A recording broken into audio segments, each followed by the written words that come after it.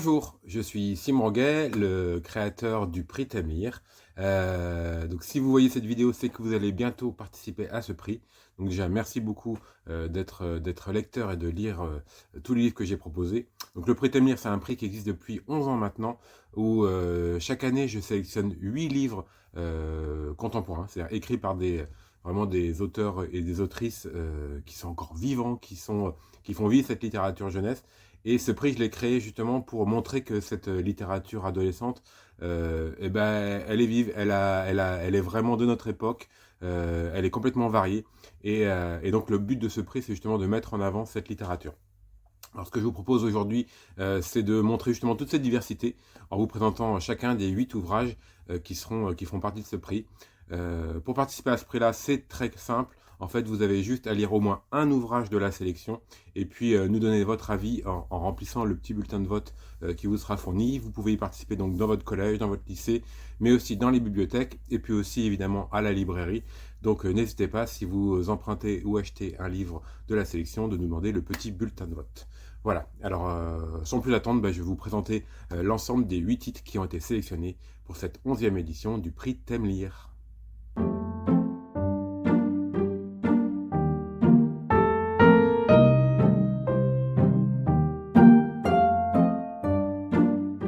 Le premier livre de cette sélection, c'est Le silence est à nous de Colline Pierret.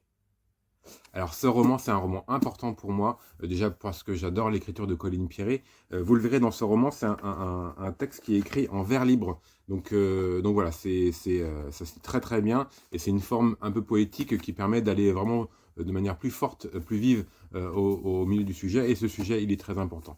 En fait, on va suivre l'histoire de Léo. Léo, c'est une jeune fille qui est assez discrète, qui a du mal un petit peu à communiquer, et qui un jour va assister devant ses yeux à une agression d'une jeune fille par un garçon. Et malheureusement, elle ne va pas réussir à parler tout de suite de ce qu'elle a vu, parce qu'elle est trop timide, parce que c'est trop dur pour elle, parce qu'elle préfère se cacher. Voilà. Et puis, elle va quand même faire comprendre à cette jeune fille qu'elle a vu ce qui s'était passé.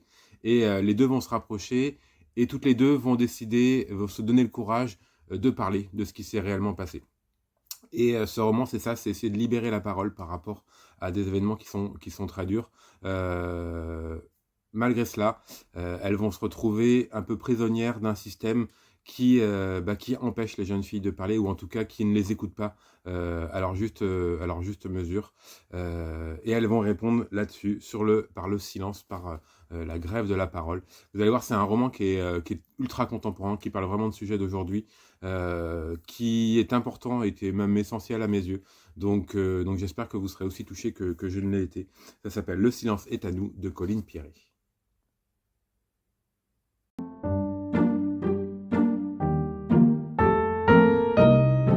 Deuxième roman de la sélection, il s'appelle Entre leurs mains de Anne-Lise Heurtier. Alors Anne-Lise Heurtier, on l'a déjà sélectionnée dans le prix il y a quelques années, et c'est une autrice vraiment que j'aime beaucoup, toujours, qui travaille sur des thématiques un peu engagées, souvent féministes.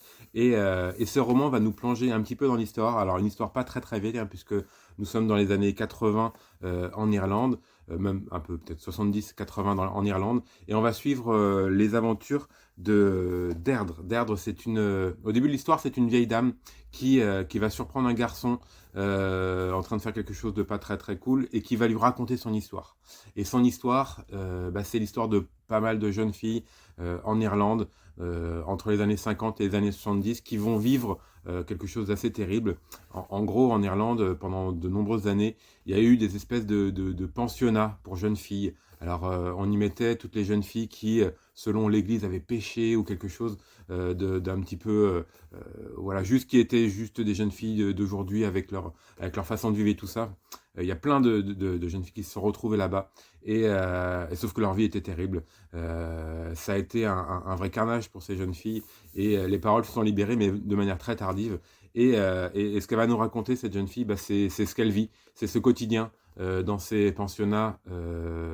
C'était des espèces de laveries, en fait, où les jeunes filles étaient exploitées, où elles étaient humiliées. Et c'est un récit hyper fort sur cette partie de l'histoire en Irlande, mais qui s'est passé aussi dans d'autres pays. En tout cas, c'est un récit qui, j'espère, ne vous laissera pas demain.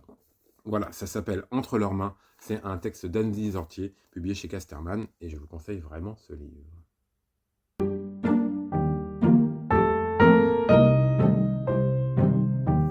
On continue cette sélection avec cette fois-ci Un bout du monde de Célia Garino, publié chez Sarbacane. Alors ça, c'est un livre qui fait vraiment du bien. Même si le sujet peut paraître un petit peu difficile, c'est un livre où l'humanité va vraiment être mise en avant. On va suivre Kelvin. Kelvin, c'est un jeune garçon qui a une vie compliquée, qui va de foyer en foyer, et puis ça se passe toujours mal. En tout cas, il n'arrive pas à trouver sa place dans notre société. Et puis, avec celui qui s'occupe de lui, il va un jour être placé dans un endroit un peu particulier. Justement, ça s'appelle le bout du monde. Le bout du monde, en fait, c'est une espèce d'auberge, de ferme, où vit Sonia. Sonia, c'est une femme qui accueille justement des enfants en difficulté. Et justement, dans cette famille, dans cette ferme, il va y avoir plein d'enfants différents. Et Kelvin, il va se confronter avec sa violence, avec tout ce qu'il a au fond de lui, à tous ces gamins qui ont aussi des vies cabossées. Et puis petit à petit, à force de rencontres, à force de discussions, à force de moments partagés ensemble, eh ben, on sent qu'il y a quelque chose qui change chez Kelvin et chez tous les autres personnages. Voilà, c'est un roman positif, c'est un roman qui parle qui dit qu'ensemble, en fait, on peut aller mieux, même si la vie est compliquée.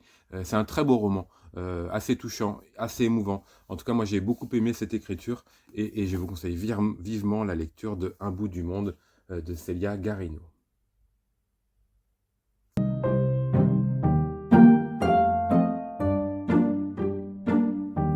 Je vais maintenant vous présenter un ouvrage historique. Cet ouvrage, il s'appelle 1096 jours d'Amélie Antoine, publié chez Syros.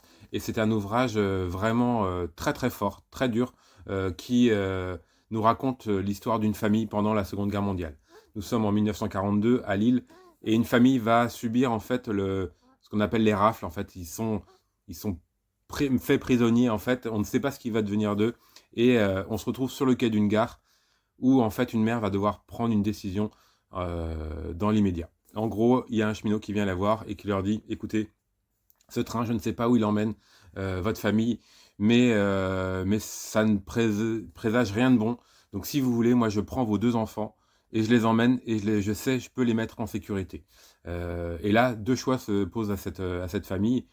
Oui, la mère accepte, les enfants partent et vont vivre une vie a priori en sécurité.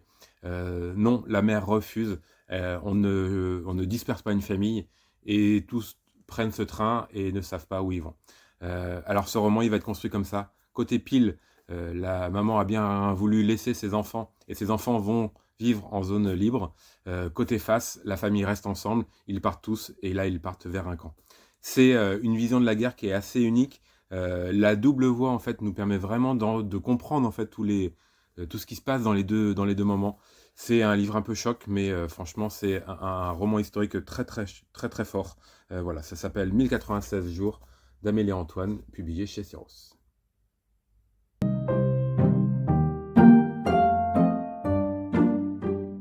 On continue la sélection avec cette fois-ci un ouvrage qui s'appelle Goodbye Papa de Tai Mark Le Tan, publié chez Actes Sud. Alors Goodbye Papa, on pourrait croire que c'est un livre tragique avec la thématique, vous allez le voir, mais en fait c'est un livre qui fait du bien, qui est assez drôle. En gros, l'histoire, on va avoir Alex. Alex est un jeune garçon qui vit dans une famille pour lequel c'est un peu compliqué depuis 1 an et demi, 2 ans. Pourquoi? Parce que le père est tombé dans un coma profond et sa vie est vraiment est suspendue, quoi. Un jour, Alex va voir le médecin de l'hôpital et là le médecin a une énorme nouvelle à lui dire, enfin 2 plutôt, une très bonne et une très mauvaise. La très bonne, c'est que son père vient de se réveiller. La très mauvaise, c'est que il a à nouveau une maladie et qu'il en a a priori pour 2-3 mois à vivre. Ce qui se passe, c'est que pendant le temps du coma du père, en fait, la famille d'Alex est partie un peu dans tous les sens. Voilà, sa mère a retrouvé un amoureux, bon, c'est le meilleur ami du père. Sa sœur fait un peu de prison parce qu'elle a fait un peu n'importe quoi. Son frère a assumé sa transition. Enfin, tout ça s'est passé et ça a vraiment bouleversé la famille d'Alex.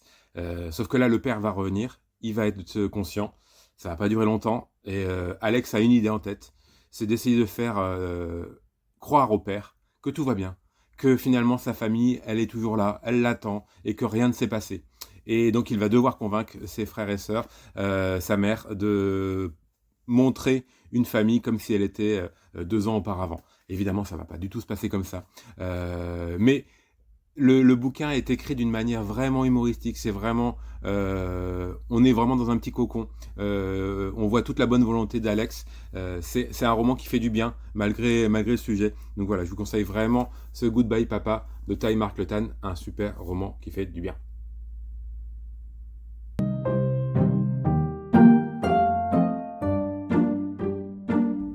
Imaginez un monde où toutes vos pensées sont contrôlées par des ondes.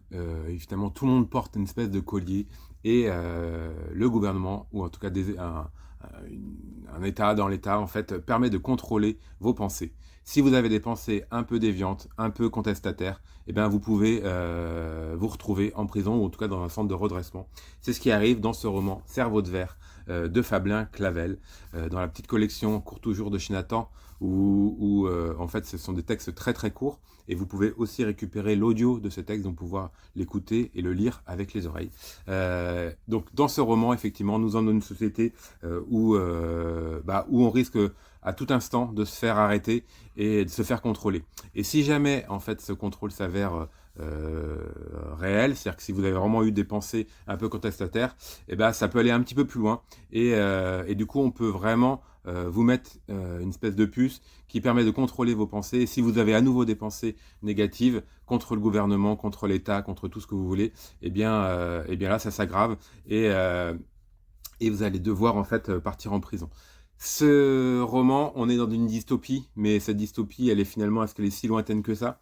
Dans ce court roman, il y a vraiment plein de choses. On va suivre l'histoire d'une jeune fille qui va un peu contre nature se retrouver avec cette puce à être installée et qu'est-ce qui se passe quand on a le contrôle de vos pensées et surtout quand des gens du même âge arrivent à détourner ce truc-là et trouver aussi le contrôle de vos pensées. Est-ce que quand tout le monde sait ce que vous pensez en réalité autour de vous, ça nous permet d'être vraiment nous-mêmes? Voilà, toutes ces questions, elles sont posées dans ce court roman.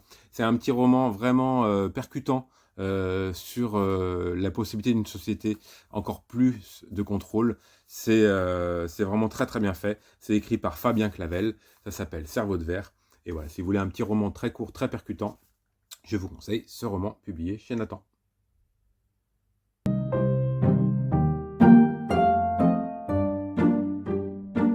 Il nous reste 2 romans à présenter. Le premier, c'est Enragé de Cécile Alix, publié chez Salom. Alors Cécile Alix, on l'a déjà sélectionné plusieurs fois pour le prix Tamlir. Et on est très content de la sélectionner une nouvelle fois pour ce roman Enragé, un roman un petit peu choc.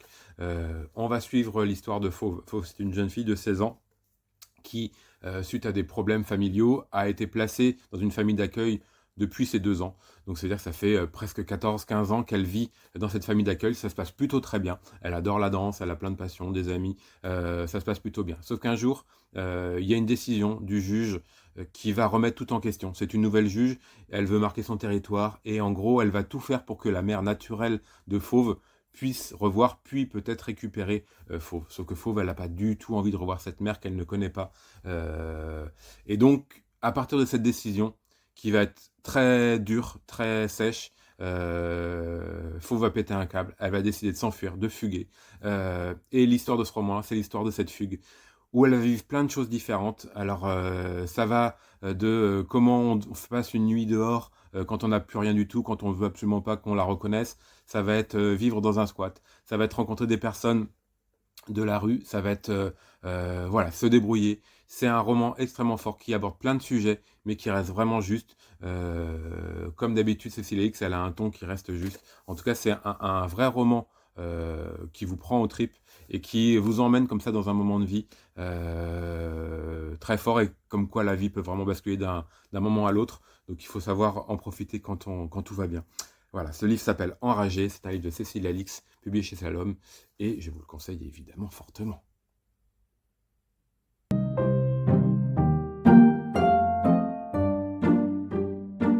On finit cette présentation avec le dernier ouvrage sélectionné dans le prix Tamlir, le 11e prix Tamlir. Ce roman s'appelle Nina Perle Nord. C'est un roman de Céline Gourgeot, publié au Seuil. Et dans ce roman, on va suivre l'histoire de Nina. Nina, elle a 14 ans, elle vit seule avec son père depuis le décès de sa mère. Alors c'est vrai que depuis le décès de sa mère, en fait, son père, il fait ce qu'il peut, il survit, mais c'est très compliqué. Du coup, ils ont du mal à discuter, son père est plongé dans son chagrin, et la jeune fille a du mal à, voilà, à passer au-delà avec tout ça. Sauf qu'un événement dans leur vie va vraiment modifier tout. Un jour, ils reçoivent une lettre d'un avocat, enfin d'un notaire, et ce notaire leur informe qu'ils auraient hérité peut-être d'une fortune, d'une vieille tante, qu'ils ne connaissent quasiment pas. Au début, le père est plutôt pense vraiment un peu laisser tomber ça, mais la fille insiste et du coup ils vont aller rencontrer ce notaire et effectivement ils ont touché une forte somme, un héritage qui va changer leur vie. Par contre, il y a une condition. Pour cela, ils doivent absolument remplir une condition, c'est-à-dire il faut qu'ils emmènent les cendres de cette dame qui vient de mourir jusqu'en Suède, dans un endroit complètement paumé. Et puis ils vont décider d'y aller. Et là, en fait, ça va être le roman, c'est le road trip d'un père et de sa fille qui partent à l'aventure. Voilà, ils ne savent même pas où est-ce qu'ils vont. Ils connaissaient à peine cette vieille dame. Il y a vraiment une très belle histoire qui va raconter. Évidemment, ils vont découvrir le secret de cette vieille dame. Pourquoi ils l'ont choisi eux, pourquoi cette famille exactement. Et puis évidemment, un peu de vie va revenir en eux. C'est aussi le début d'un renouveau entre deux. C'est un très très beau roman qui fait vraiment beaucoup de bien. Un roman de résilience, mais aussi un roman de relations familiales qui se recrée. Voilà, une sorte de renaissance à la vie. Ça fait du bien. Franchement, ce roman, il fait du bien. Ça s'appelle Nina Perle Nord de Céline Gourgeot, publié au Seuil. Et bien voilà, on a présenté les 8 romans qui vont être dans la sélection du prix Thème Lire 2025-2026. J'espère que dans ces 8 romans, il y a des romans qui vous donnent envie. En tout cas, c'est le principe de ce prix-là. Donc n'hésitez pas, vous pouvez en lire un, vous pouvez en lire deux, vous pouvez en lire trois, vous pouvez tous les lire. Et puis à chaque fois, vous mettez une petite note sur le bulletin de notes. C'est vous cette fois qui notez. Vous avez jusqu'à mai pour voter. Moi, je récupère après tous les votes. Et puis, on se retrouvera en juin pour savoir qui est le grand lauréat de ce 11e prix Thème Lire. Vous pouvez le faire dans vos collèges, dans vos lycées, en bibliothèque, à la librairie. Donc, n'hésitez pas à venir nous voir. Et en attendant, moi, je vous dis bonne lecture.